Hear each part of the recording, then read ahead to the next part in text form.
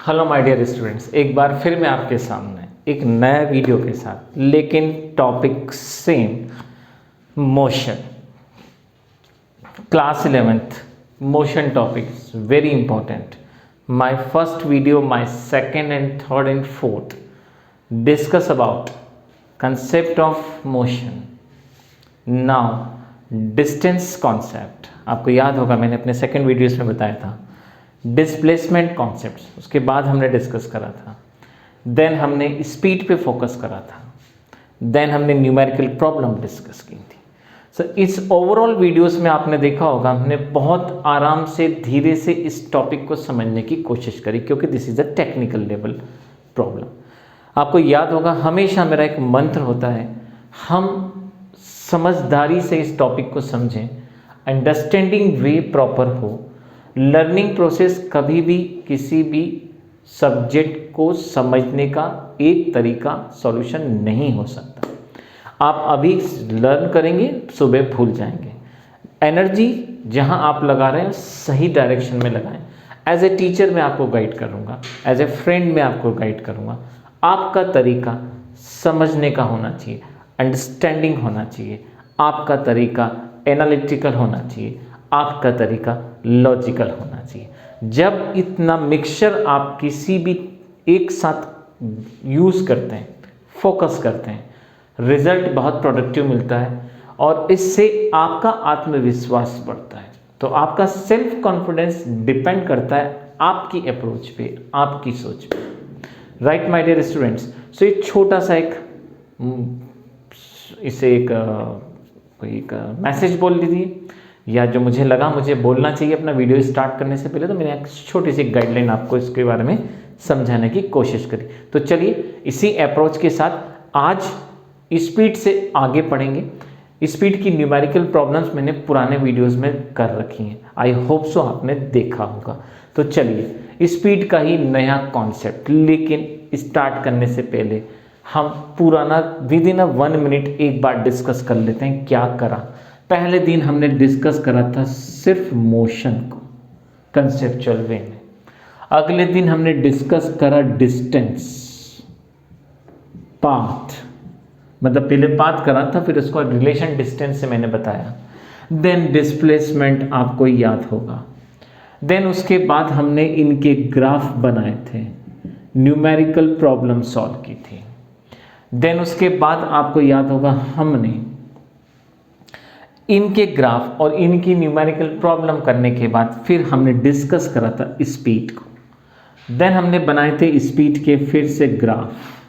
Then हमने उसकी solve करी थी न्यूमेरिकल प्रॉब्लम। सो ओवरऑल अभी तक की जो जर्नी रही हमारी, उसमें मोशन का कॉन्सेप्ट, उसके अंदर हमने डिस्टेंस डिस्प्लेसमेंट का कॉन्सेप्ट, न्यूमेरिकल प्रॉब्लम, देन हमने स्पीड का कॉन्सेप्ट, उसका न्यूमेरिकल प्रॉब्लम। आज हम कुछ नया पढ़ने वाले हैं और वो है वेलोसिटी।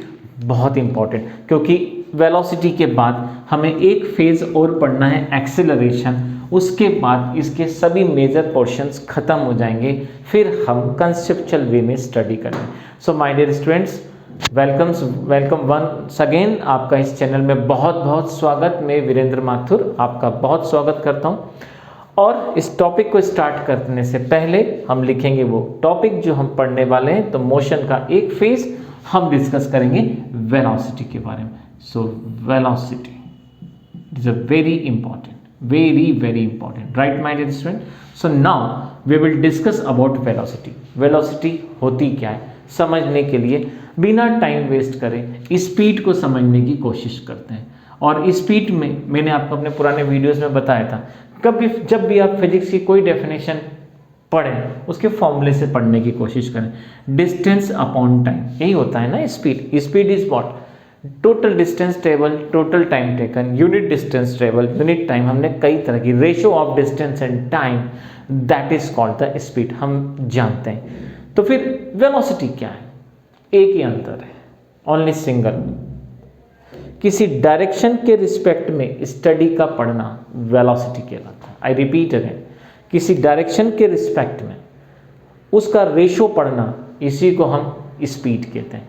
अब आप सोचेंगे क्या ज़रूरत क्या है वेलोसिटी, अगर स्पीड हम एक कॉन्सेप्ट पढ़ते हैं तो वेलोसिटी की ज़रूरत क्यों पड़ती है, हम क्यों उसको करते हैं। तो देखिए मेरे दोस्तों, जब हम बात करते हैं स्पीड की तो हम स्पीड में हम बात करते हैं परिवर्तन की, चेंज की, राइट। आपने भी देखा होगा जब आप कोई गाड़ी चलाते हैं ऑल ऑफ सडन उस पर अगर आप मीटर को देखें तो उस समय वो उसकी स्पीड बताता है कि आप अगर इसी रफ्तार से चले तो 40 किलोमीटर पर आवर निकल जाएंगे, अगर 50 पे होता है तो 50 किलोमीटर पर आवर, 60 पे होता है तो 60 किलोमीटर। ये एक गेस लगाते हैं आप कि अगर डायरेक्ट आप ऐसे ही चलते रहे तो 1 आवर के अंदर आप इतना दूर पहुंच जाएंगे, लेकिन ये संभव नहीं होता है क्योंकि परिवर्तन उसमें भी होता है। इसी परिवर्तन को आज हम डिस्कस करेंगे वेलोसिटी के फॉर्म में। एक स्पीड 3 कारणों से परिवर्तित हो सकती है, जिसमें 3 रीजंस हो सकते हैं। पहला रीज़न ये हो सकता है कि आप इस पाथ पे चल रहे हैं और अचानक ये मोड़ आ जाए, आप क्या करेंगे, उसके अंदर परिवर्तन, राइट। सुनते जाइएगा ध्यान से। तो आपने देखा यहाँ पे आपने एक महसूस करा, और किसको महसूस करा, चेंज को महसूस करा। दूसरा, आप चल रहे हैं और यहाँ स्पीड ब्रेकर आ गया, मतलब बैरियर आ गया, एक बैरियर आ गया। बैरियर जैसे ही आया, बैरियर को आपने देखा कि ये स्पीड ब्रेकर है, आप क्या करेंगे, उसी डायरेक्शन में, लेकिन फिर भी आप चेंज देखते हैं तो चेंज होता है।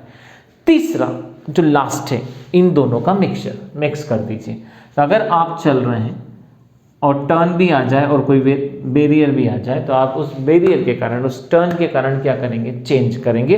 ऐसा हम रोज अपनी जब गाड़ी में बैठते हैं तो डेली ये काम करते हैं। तो इसका मतलब वेलोसिटी एक्चुअल में है क्या, स्पीड में होने वाला परिवर्तन का मैथमेटिकल कॉन्सेप्ट्स।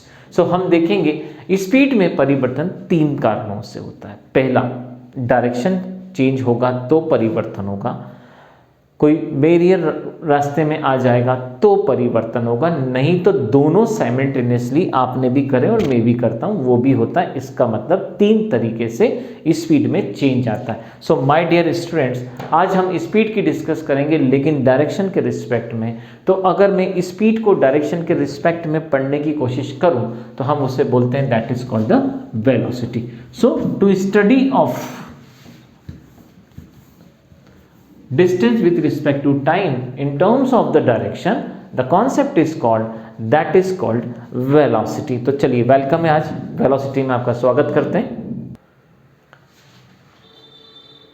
और शुरू करते हैं वेलोसिटी की डेफिनेशन। तो वेलोसिटी की डेफिनेशन अगर मैं बुक में आपको पढ़ के बताऊं और मैं सेल्फ अगर करूं तो देखिए बुक में कुछ इस प्रकार की डेफिनेशन लिखी होगी। A body is travel per unit distance travel a distance per unit time in a direction that is called velocity। तो आप देखेंगे परफेक्टली वो वैसे ही होगा।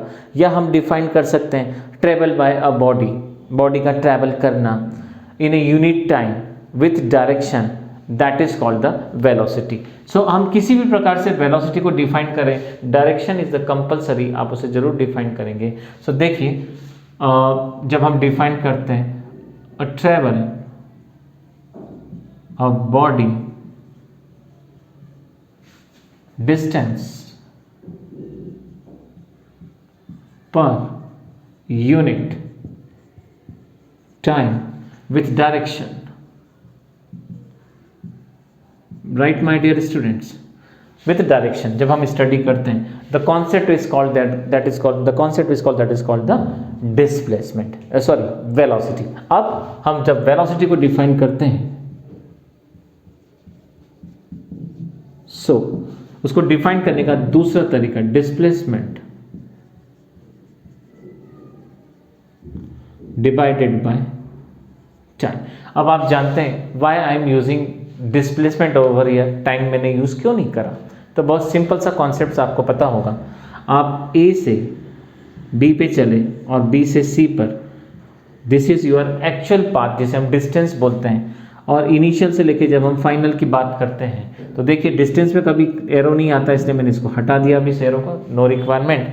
तो आप देखेंगे ये डिस्प्लेसमेंट रिप्रेजेंट कर रहा है और डिस्प्लेसमेंट किसको रिप्रेजेंट करता है? डायरेक्शन को रिप्रेजेंट करता है। इसका मतलब वेलोसिटी को अगर मैं डिफाइन करता हूं displacement with respect to time, so it is the correct, हमने इसको सही डिफाइन करा है। So definition of the velocity जब हम डिफाइन करेंगे displacement with respect to time, it is represent by the velocity. But my dear student, पर speed ही रहे, ये स्पीड ही है। मतलब अगर डिस्प्लेसमेंट भी होगा तो ध्यान से देखिए, इसका कोई मैग्नीट्यूड निकल के आएगा, इसकी कोई लेंथ निकल के आएगी। तो अगर हम अगला फेज पढ़ें इसके यूनिट का, तो डिस्प्लेसमेंट मतलब होता तो यहाँ से यहाँ तक का मैग्नीट्यूड ही है, मतलब आएगा तो यहाँ पर इसका मैग्नीट्यूड मतलब इसकी दूरी, डिस्टेंस हम बोल सकते हैं, और टाइम मतलब सेकंड। तो वेलोसिटी की अगर हम नेक्स्ट फेज की बात करें कि इसकी यूनिट क्या होगी, तो कोई चेंज नहीं आता है, unit is correct, absolute correct वही होगी जो आपने स्पीड में पढ़ी है। तो चलिए हम नेक्स्ट फेज पढ़ते हैं, ऐसा यूनिट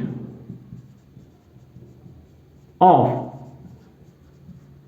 वेलोसिटी। तो आप देखेंगे velocity is a metre per second. So आपने देखा इसकी जो यूनिट हमने डिफाइन करी, the unit is metre per second, right my dear student. So velocity का बेसिक कॉन्सेप्ट बोर्ड पे आपके सामने रहा। अब हम इसके अगले फेज की स्टडी करते हैं कि वेलोसिटी में हमें क्या क्या चीजें डिस्कस करना है। तो देखिए, आप पढ़ तो चेंज ही रहे डायरेक्शन के रिस्पेक्ट में, हम इसके चेंज वैसे ही निकालेंगे जैसे मैंने आपको मोशन पढ़ाया था, तो uniform and non uniform motion. मैंने आपको स्पीड पढ़ाया था, तो uniform and non uniform speed. वैसे ही आज मैं फिर आपको वेलोसिटी बताऊंगा, यूनिफॉर्म एंड नॉन यूनिफॉर्म। तो इसका मतलब सीक्वेंस अगर आप देखें हर लेक्चर में, तो यूनिफॉर्म नॉन यूनिफॉर्म के कॉम्बिनेशन से ही हम कॉन्सेप्ट्स पढ़ते आए। तो वेलोसिटी का कॉन्सेप्ट भी हम स्टार्ट वहीं से करेंगे। तो चलिए इसका अगला फेज स्टार्ट करते हैं हम, और ये रहा परिवर्तन, ये रहा चेंज। और इस चेंज को समझने के लिए हम पहला चेंज लेंगे कांस्टेंट वाला, जो आप जानते हैं कि हम ऐसा मोशन के साथ कर चुके हैं, ऐसा स्पीड के साथ कर चुके हैं। तो आज सेम हम ऐसा वेलोसिटी के साथ भी करेंगे। तो अपनी कॉपी में हेडिंग डालें, अगर आप इस लेक्चर के नोट्स बना रहे हैं तो नोट्स में आप हेडिंग डाल के लिखें नेक्स्ट और नेक्स्ट लिखें चेंज इन द वेलोसिटी, और उसके अंदर हम लिखेंगे यूनिफॉर्म या कांस्टेंट वेलोसिटी। तो यहाँ पे हमने लिखा वेलोसिटी, और उसमें जो फर्स्ट फेज हम पढ़ रहे हैं यूनिफॉर्म, और या तो यूनिफॉर्म बोले या हम कांस्टेंट। अब देखिए, आप डिस्प्लेसमेंट की बात कर रहे हैं, यूनिफॉर्म या कांस्टेंट मतलब एक जैसा, कोई परिवर्तन नहीं होना चाहिए। मैं एग्जाम्पल के साथ आपको इसको समझाता हूं क्या कॉन्सेप्ट इसके अंदर होगा। ध्यान से देखिएगा आप, मान के चलते हैं, मैं यहाँ पे जो कॉन्सेप्ट लूंगा वो वेलोसिटी से रिलेटेड होगा, इसलिए इसको प्लीज डिस्टेंस के रिस्पेक्ट में समझने की गलती ना करें, राइट। डिस्टेंस में भी हमने यही कॉन्सेप्ट्स पढ़ा था। तो अगर हम इसका एक चार्ट बनाते हैं, थोड़ी देर समझने की कोशिश करते हैं कि एक टेबल हमने ड्रॉ करा, और टेबल से हम समझने की कोशिश करें, तो आप देखेंगे मैक्सिमम टाइम हम x और y को डिफाइन करते हैं। x एक्सिस जो होता है वो हमेशा टाइम को रिप्रेजेंट करेगा, और y एक्सिस जो होगा इस बार वो इस डिस्प्लेसमेंट को डिफाइन करेगा, राइट। तो चलिए एक कॉन्सेप्ट समझने की कोशिश करते हैं। x मतलब टाइम हो जाएगा, y मतलब आप जानते हैं वैल्यू हो जाएगी। तो अगर मैं आपसे ये कहता हूँ डेफिनेशन के रिस्पेक्ट में डिस्टेंस अपॉन टाइम या डिस्प्लेसमेंट अपॉन टाइम आपने फॉर्मूला पढ़ा हुआ है, तो 2 डिवाइडेड बाय 1, इसका मतलब उस डिस्प्लेसमेंट का मैग्नीट्यूड 2 निकल के आया, और ये हमारे पास टाइम है और ये हमारे पास डिस्टेंस है। तो 2 निकल के आया, आप देखेंगे डिस्प्लेसमेंट के रिस्पेक्ट में, समय के रिस्पेक्ट में 1 निकल के आएगा। ध्यान से देखिएगा आप इस कॉन्सेप्ट्स को, हम इसमें क्या चेंज करते हैं। मतलब आप देखेंगे तो इसके अगर मैं इस फॉर्मूले में सब्स्टिट्यूट करूं, तो फॉर्मूले में सब्स्टिट्यूट करने पे मुझे मिलेगा, अगर हम रफ में इसको सॉल्व करते हैं तो हमें यहाँ से मिल जाएगा 2 डिवाइडेड बाय 1, मतलब तो वैल्यू कितनी निकल गई, आपके पास 2 वैल्यू निकल गई। मान के चलते हैं अगला फेज हम डिस्कस करते हैं। अगला फेज हमने लिया 2 सेकेंड के अंदर, राइट। सो आप देखेंगे अगला डिस्प्लेसमेंट जब आपको मिला, तो वो अगला डिस्प्लेसमेंट आपको 4 मिला 2, आप देखेंगे तो वैल्यू कितनी निकल गई, आपकी 2 निकल गई। देन हमने डिस्कस करा थर्ड, उसमें चेंज आया। अब आप खुद समझ सकते हैं यूनिफॉर्मली इसके अंदर परिवर्तन हो रहा है, यूनिफॉर्मली चेंज हो रहा है, और ये डिस्प्लेसमेंट है। I repeat again, this is a displacement concept. तो आपने देखा 6 डिवाइडेड बाय 3 सॉल्व करेंगे तो, क्योंकि जब भी हम डिस्प्लेसमेंट लेते हैं इनिशियल और फाइनल का रिलेशन निकालते हैं, टाइम इंटरवल वही यूज करते हैं, याद रखिएगा। सो आपने देखा वैल्यू कितना निकल के आया, 2 निकल के आया। तो आपने देखा ओवरऑल जो चेंज आ रहा है वो एक जैसा कांस्टेंट परिवर्तन, आप देखेंगे तो बिल्कुल 2 आपको इस डेटा से मिलेगा, समान रूप से परिवर्तन। मतलब एक गाड़ी चल रही है, डिस्प्लेसमेंट हो रहा है और उसके अंदर परिवर्तन हर टाइम इंटरवल में आप देखेंगे तो क्या निकल के आ रहा है, कांस्टेंट निकल के आ रहा है। ऑब्जेक्ट मोशन में है, रुका हुआ नहीं है। तो इस प्रकार से जब इसका हम डायग्राम ड्रॉ करेंगे तो देखिए इसका डायग्राम आ जाएगा। अगर y की वैल्यू में कंसिडर करूं 2, जो कि हर जगह मुझे 2 ही मिल रही है, आप देख सकते हैं यहाँ पे। तो अब आप देखेंगे ये y जो मैंने यहाँ पे लिया था ये चेंज हो जाएगा, और जब हम ये डेटा यहाँ पे सब्स्टिट्यूट करेंगे तो हमें ये डेटा सब्स्टिट्यूट करना पड़ेगा। क्यों? क्योंकि अभी मैंने आपको बताया वेलोसिटी चेंज को डिफाइन करता है। तो जब आपने देखा पहला चेंज वो 2 था, इस यहाँ पे भी चेंज वो 2 है, तो यहाँ पे भी चेंज वो 2 है। तो जब हम ये डेटा डिफाइन करते तो y 2 4 6 नहीं लेते हैं, याद रखें। आप डिस्प्लेसमेंट पढ़ रहे हैं और आप चेंज निकालते हैं। तो जब आप डिस्प्लेसमेंट टाइम ग्राफ की स्टडी करते हैं तो उसमें 2 4 6 यूज ना करते हुए, इसलिए मैंने आपको टेबल से डिफाइन करा है, आप ये डेटा डिफाइन करते हैं, राइट। सो आपको क्या डेटा मिलेगा, इसमें डिस्प्लेसमेंट का रेशो 2, यहाँ डिस्प्लेसमेंट का रेशो अगेन 2, यहाँ डिस्प्लेसमेंट का रेशो अगेन 2। आपने देखा डिस्प्लेसमेंट का जो डेटा निकल के आ रहा है, आई रिपीट अगेन, ये डेटा निकल रहा है आपको, वो 2 मिल रहा है। चेंज होने वाला वेलोसिटी आप देखेंगे यूनिफॉर्म है, कांस्टेंट है, एक जैसा है। तो उस समय जब आप इस ग्राफ को बनाएंगे तो वो 2 आपको ये यूज करना है, y वाला यूज नहीं करना है डेटा, लेकिन टाइम आप यूज करेंगे 1 2 3 वाला। तो उस समय आप देखेंगे तो 1 सेकेंड में भी होने वाला डिस्प्लेसमेंट का चेंज 2 ही था, नेक्स्ट उसमें भी 2 ही था, नेक्स्ट उसमें भी आप देखेंगे तो 2 ही था, अगेन आप देखेंगे तो 2 होगा। इसका मतलब द ग्राफ आप देखेंगे तो ये ग्राफ आपको ऐसा जाता हुआ दिखेगा। तो इस ग्राफ से आपको एक बात याद आएगी, और वो बात ये याद आएगी कि ये ग्राफ आपने डिस्टेंस टाइम ग्राफ में भी बनाया था, लेकिन उस समय ऑब्जेक्ट रुका हुआ था, रेस्ट फॉर्म में था। मैं उसको यहाँ पे बना के दिखाता हूँ ताकि आपको समझ में आता है। डिस्टेंस टाइम ग्राफ है जिसमें ऑब्जेक्ट रेस्ट में रहता है, लेकिन माय डियर स्टूडेंट्स यहाँ ऑब्जेक्ट मोशन में। ये दोनों टेक्निकल चेंज है इन ग्राफ के अंदर। ये वेलोसिटी को रिप्रेजेंट कर रहा है, ये ऑब्जेक्ट डिस्टेंस टाइम के रेस्ट को रिप्रेजेंट करता था। ग्राफ आप देखेंगे तो दोनों एक जैसे ही दिखाई देंगे, लेकिन इनके मीनिंग अपने आप में बहुत वास्टली चेंज है। So please distance time graph और कांस्टेंट यूनिफॉर्म वेलोसिटी वाले को एक दूसरे के ग्राफ को एक ना समझने की गलती करें, राइट। सो आपने देखा यहाँ पर आपको क्या मिला, डिस्टेंस एंड टाइम, और आप देखेंगे यूनिफॉर्मली एक जैसा ही रेशो आपको मिलेगा। सो दिस इज द कंसेप्ट जो हमने डिस्कस करा ग्राफिकली, जिसके अंदर वेलोसिटी कॉन्स्टेंटली क्या करी, यूनिफॉर्म एक जैसी है, होने वाला डिस्प्लेसमेंट क्या है आपका, कांस्टेंट है। This is the represent as a velocity first case by graphically, जो आपके बोर्ड पे मैंने डिफाइन करा, right. Now the second concept, displacement of particle. ध्यान से समझिएगा, displacement of particle in given interval of time, किसी भी इंटरवल ऑफ टाइम में डिस्प्लेसमेंट की बात कर रहा हूं मैं, डिस्टेंस की बात नहीं कर रहा हूं, is equal to area under the velocity. Very important क्या है, मैं ग्राफ से समझाता हूं। तो देखिए आपके सामने अभी जो मैंने ज्योमेट्री बनाई थी वो सेम ज्योमेट्री हम यहाँ पे ड्रॉ करते हैं, और दिस इज अ ज्योमेट्री। अब आप देखेंगे तो ये वही ग्राफ है जो अभी थोड़ी देर पहले मैंने बनाया था, वेलोसिटी जहाँ पे कांस्टेंट है और टाइम इंटरवल आपके पास ये रहा, राइट।